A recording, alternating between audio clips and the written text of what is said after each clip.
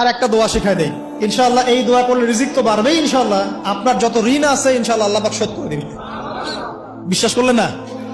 এই দোয়া শিখাই দিচ্ছি, এই জন্য আমাকে হাদিয়া দেওয়া দরকার, স্পেশালি আমাকে এখন হাদিয়া দেওয়া দরকার। এটা গুরুত্বপূর্ণ দোয়া শিখাই দিচ্ছি। আলী রাদিয়াল্লাহু আনহু বলেছেন, কোন ব্যক্তির যদি পাহাড়ের সমানও ঋণ থাকে, এই দোয়া যদি আমল করে আল্লাহ পাক ওই ঋণও শোধ করে দিবেন ইনশাআল্লাহ। ঋণ কেমন জানেন? ওই যে এখন মানুষ ঋণ নিচ্ছে 1 কোটি টাকা ব্যাংক থেকে, 2 কোটি টাকা ব্যাংক থেকে, হ্যাঁ, কত বছর, 10 বছরের জন্য, 20 বছরের জন্য বাড়ি করছে, তাই না? তার ধারণা এমন যে সে মারা গেলে তার ঋণটা কেউ না কেউ শোধ করে দিবেই দিবে, তাই তো? আর আল্লাহ রসুল কি বলছেন দেখেন, একজন মারা গেছেন, নবী সাল্লাল্লাহু আলাইহি ওয়াসাল্লামের সময় একজন মারা গেছেন। তো নবী করিম সাল্লাল্লাহু আলাইহি ওয়াসাল্লাম বলছেন, এই ব্যক্তির কি কোনো ঋণ আছে? একজন সাহাবী বলেন, হ্যাঁ ইয়া রাসূলুল্লাহ, তো ঋণ আছে। নবীজি বললেন, তোমরা ওর জানাজা পড়ো, আমাকে ডেকো না, তোমরা ওর জানাজা পড়ে নাও, আমি জানাজা পড়তে চাচ্ছি না।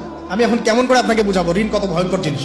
আপনি যে ব্যাংক থেকে 3-4 কোটি টাকা লোন নিয়ে রাখছেন, লাখ লাখ টাকা লোন নিয়ে বসে আছেন, দিব্যি সুখে বসে আছেন, এমন চিন্তায় যে আপনার মৌত হবে না। আর নবী সাল্লাল্লাহু আলাইহি ওয়াসাল্লাম সময়ে একজন মারা যাচ্ছেন, তিনি বলছেন তোমরা জানাজা পড়ে নাও, আমি জানাজা পড়তে চাচ্ছি না। মানে ঋণগ্রস্ত ব্যক্তি জানাজাও তিনি পড়তেন না। তারপরে একজন এসে বললেন, ইয়া রাসূলুল্লাহ, আমি তার ঋণ শোধ করে দিব, তার যা ঋণ আছে আমি শোধ করে দিব। তখন নবী এসে জানাজা পড়লেন সাল্লাল্লাহু আলাইহি ওয়াসাল্লাম। তো আপনার এই কোটি কোটি টাকা ঋণ শোধ করার লোক তো রেডি আছে নাকি? আছে না?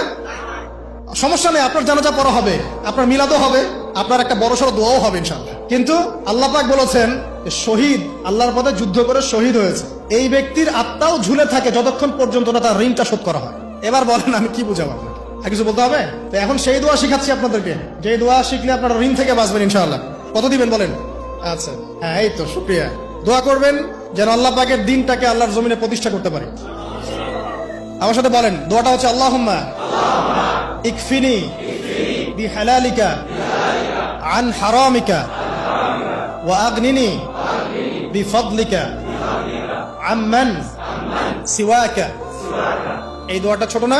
এটা মুখস্থ করবেন, সেজদায় পড়বেন, নামাজের সেজদায় পড়বেন, আত্তাহিয়াতু দরুদ শেষ তারপরে পড়বেন, নামাজ শেষে হাত তুলে করবেন, যখন তখন শেষ রাতটা করবেন, ইনশাআল্লাহ দেখবেন আপনার ঋণ বলতে কিছু থাকবে না ইনশাআল্লাহ। যদি থাকেও, বড় কোনো ঋণ থাকেও, আল্লাহ পাক অন্য কোনো মাধ্যমে এটা শোধ করার ব্যবস্থা করে দিবেন ইনশাআল্লাহ। ইনশাআল্লাহ লালমনিরহাটের 100 একর জায়গায় যত ধান হয়, এতগুলো ধান যদি আপনার আমল নামায় লেখা থাকে, মানে আপনার আমল নামা তাকদিরে, আপনার তাকদিরে যদি লেখা থাকে যে আপনি 100 একর জমির ধান খাবেন তারপর মরবেন, আছে না লেখা? একটা দানা কম বেশি হবে? আপনি যদি আল্লাহর প্রতি তাওয়াক্কুলি করেন, তাহলে আপনি আল্লাহর পথে থাকবেন, বিশ্বাস করবেন যে আল্লাহ পাক যেটা লিখে রাখছে আমার তাকদিরে রিজিক, এর একটা দানা রেখেও আমি পৃথিবী থেকে যাব না, সিম্পল। তখন আপনার অন্য পথে যাওয়ার কোনো কারণ নাই। আর যখন আপনি বিশ্বাস করবেন না, না এটা আমার হাতে, আমি যত পরিশ্রম করব তত রিজিক বাড়বে, আমি যত ঘুষ নিব তত বাড়বে, যত সুদ খাবো তত বাড়বে, যত দুর্নীতি করবো তত বাড়বে, তখন তো রিজিকের এই পুরো দায়িত্বটা আল্লাহ পাক আপনার হাতে ছেড়ে দিবেন। আল্লাহ পাক আপনাকে কোনো বারাকা দিবেন না। ইয়ামহাকুল্লাহু রিবা ওয়া ইউরবিস সাদাকা। সদকা করলে সম্পদ বৃদ্ধি পায়, আর রিবার মধ্য দিয়ে সম্পদ ধ্বংস হয়ে যায়।